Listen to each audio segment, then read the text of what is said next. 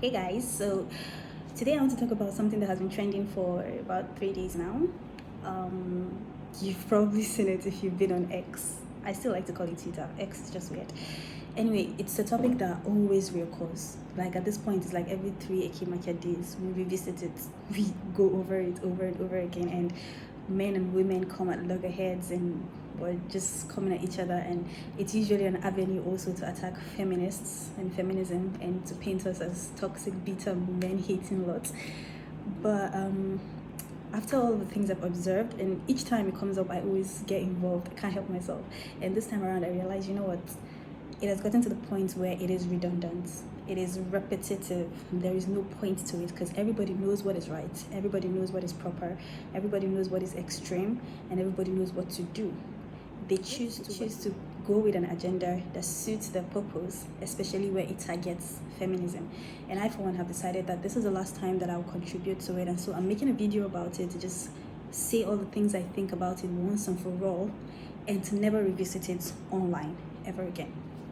So what is the issue? About 3 days ago, I think, I didn't know about it on the day it actually happened. I think it was the next day because that day I wasn't really online. And the next day I saw that it was everywhere. Some woman had tweeted about waking up at 4 a.m. or 5 a.m. to prepare lunch for her husband. And there was an uproar. Women thought it was ridiculous. Men thought that made her the gold standard of wife material. And for me, it was very funny. I don't think anybody had a problem with the fact that she was cooking for her husband or preparing lunch for him, or that she cared enough to wake up that early to do it for him. I don't really think anybody had a problem with that. This is not a career woman. She is not working, as far as I know, based on everything she put online about her family. I don't think she has a job. She's not working. And so I don't think it's a problem to wake up that early to prepare lunch for her husband, because really, what are you doing with your day? But the issue which caused the uproar, which many people chose to overlook, or many men chose to overlook so they can push their agenda, is the reason behind that action. She did not wake up. In fact, it was something she had previously found uncomfortable to do, something she had felt was very stressful. So it was not something that she was doing normally out of love or care. It's something she did because she felt threatened, because her husband came back home and said, oh, there's a colleague at work who usually I eat with her, she brings food, I eat with her, and she brought spoon this time around so I can join her. And the wife is like, they're about to collect my husband, they're about to snatch my husband. So she felt threatened by the notion of her husband being taken away from her by another woman through food.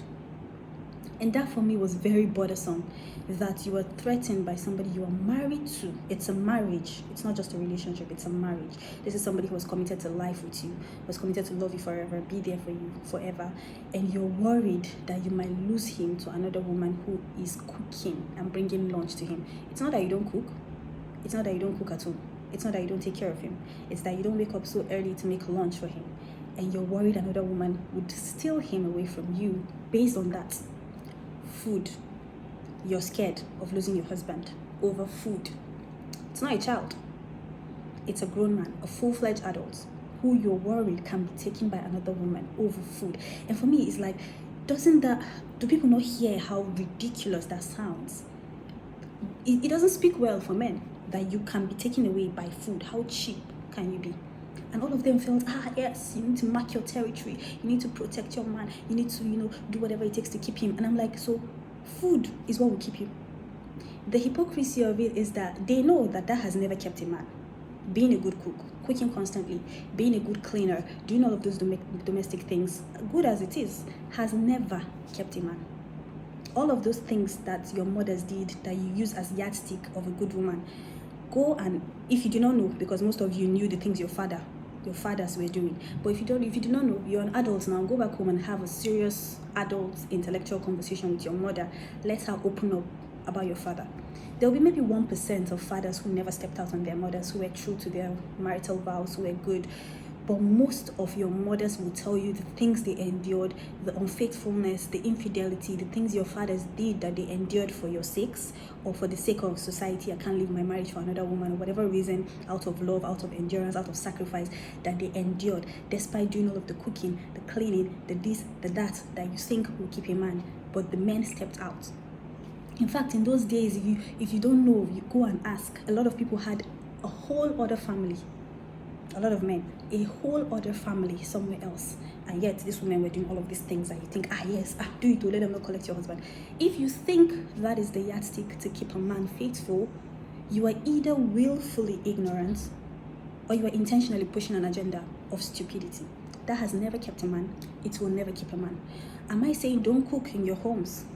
Am I saying it's not a woman's duty to take care of her home? No.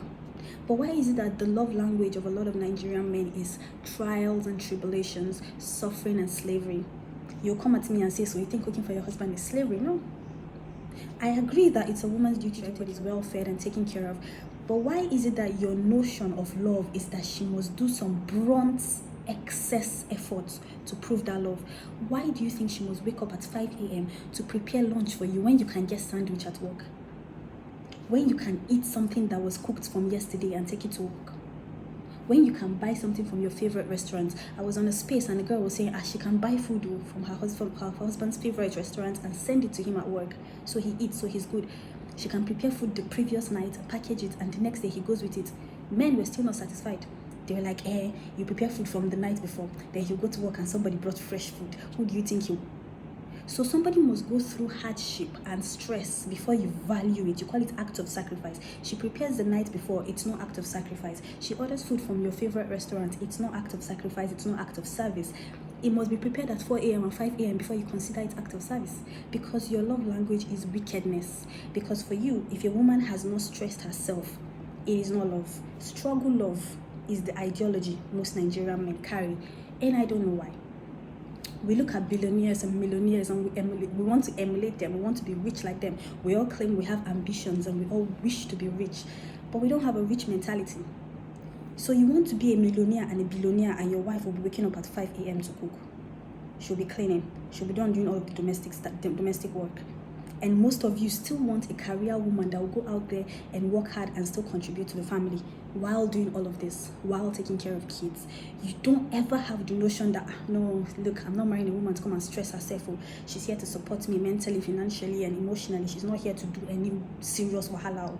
If she wants to cook and she loves to cook, fine. I want her to have staff. I want her to have, I want my wife to have help. I want her to have a cook. I want her to have a driver. I want her to have a cleaner. We're going to outsource these things. We're going to be rich now. What's the problem? If there's no money, then we understand and we can help ourselves. But we plan to be rich.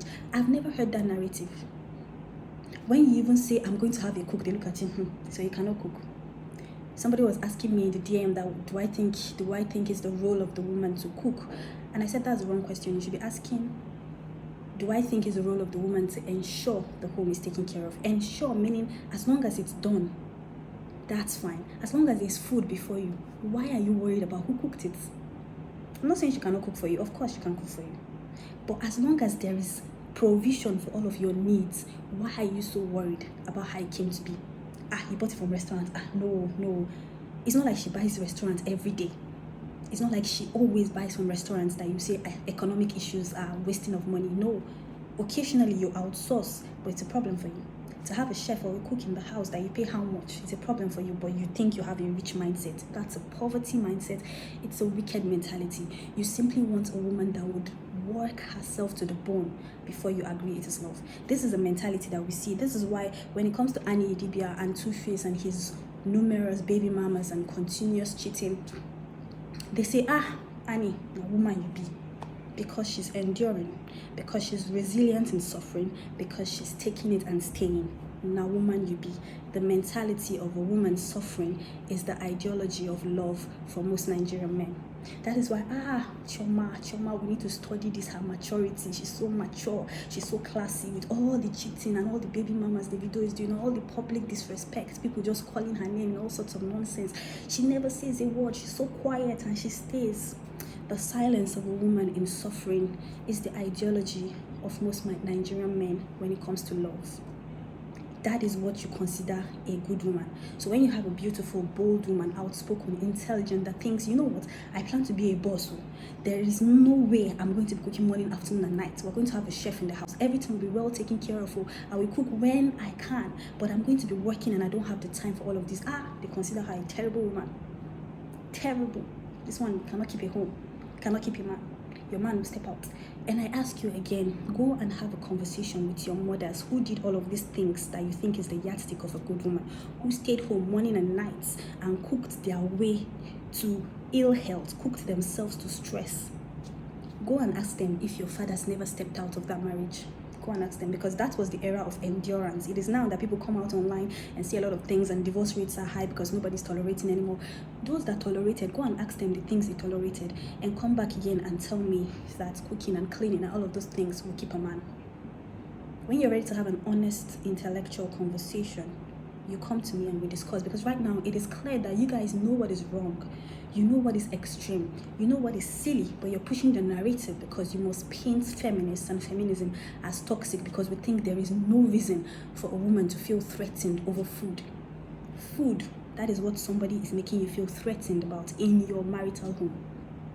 And then so many other women are running to comment sections. I'm a good woman. I don't mind cooking at any time. 3 a.m. I'll cook. 5 a.m. I'll cook. That is your prerogative. Again, there is nothing wrong with it. If you want to do it, do it. But make sure that you're doing it because I enjoy it. I really just want to make him. This is my own language of acts of service. To wake up at 3 a.m. and pound yam, to do this and do that. That is my understanding of love. That is how I want to show love. I enjoy it. Fine. Nobody's going to tell you how to love, but that you're doing it because you're worried that that man will be taken from you. He'll be taken from you by a woman who is doing none of those things, who is sitting pretty like a queen and doing none of those things. He will take that your food that you cooked and go and use it to appease her when she's upset. It is act of service when you want a woman to cook and clean at 5 a.m., at 4 a.m. It's act of service. When a woman wants a man that can provide all of those things for her, that can provide a cook, a chef, that can provide a soft life of ease, life of harmony, life of luxury, she's a gold digger because she did not suffer. What is your obsession with women suffering? Why have you equated love to suffering? You love someone, this is somebody you claim you love, and your mentality is not, no, I want to give her everything she wants in this life. I want to make sure she's comfortable. I want to make sure she's happy. She cannot be doing plenty work, or no, except what she wants to do. I want to provide everything for her. That is not your own reasoning when it comes to love. Your own reasoning is, can she wake up and cook? Can she wake up and clean? Can she this? Can she that? Can she shut up when I cheat? Can she ask me for permission when she's going out? Can she? So the idea of men, Nigerian men, for the most part, when it comes to love, is submit regardless of what I'm doing to you. Obey no matter what I tell you to do. Do all of the hard work. Never complain. Never still ask me for anything. Also go out and work and contribute to the breadwinning, and do all of that without carrying yourself as a sophisticated person. Submit to my superiority as your head. That is the notion of a good woman. Endure. Don't talk. Do hardship. It's never soft life. Why? It's never sit back, my queen, relax, be taken care of, let them massage your foot, let them cook for you. Sit down and just instruct the staff, you do this, you do that. It's never soft life. Why? Ask yourself why you don't ever attribute softness and luxury to love. Why is it always hardship? When you sit down and you have that genuine conversation with yourself, you can come to me and then we can talk. Because it is clear to me that it is a mentality of wickedness in our culture, in our society. Wickedness to the core. A lot of men are inherently wicked. There are very few men who you have a conversation with and they'll say, why? To be cooking and be cleaning, why? As what now? Did I marry you for that? Was I not doing it before I married? We're going to have help for that because by God's grace, we're going to be financially set. You go and chase your career, I support you. You take care of the home to the best of your capacity with the help that will be provided. Very few men talk like that. And those are the men that I consider men. Why must a woman do all of these things for you to consider her a good woman? That is the question that I leave you with.